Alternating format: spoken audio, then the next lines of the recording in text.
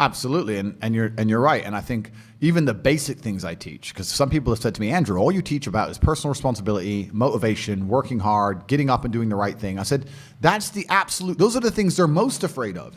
If you teach people to have standards for themselves and to be morally strong people and to know right from wrong, then they can't brainwash you. So that's what they're most afraid of. They're most afraid of young men waking up and going, no, I don't believe that.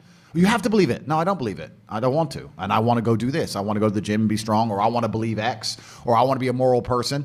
They genuinely have a problem with baseline morality. Yes. Yeah. Understand? When some people recognize when I converted to Islam that there was a time I was an atheist. There was a time when I was atheistic. And the reason I am now so absolutely certain that God is real is because I've seen evil. I've seen shaitan.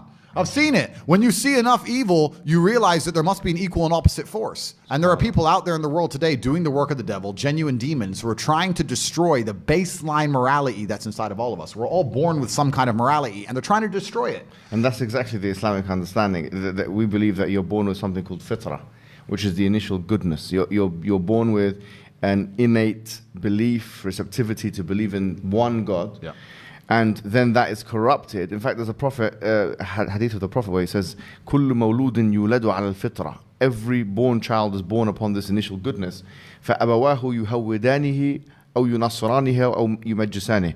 And then his father and mother, or his parents, they socialize him into Christianity, Judaism, Magiism. So the idea is that everyone is born with this initial goodness and this initial will or want to believe in God, one God.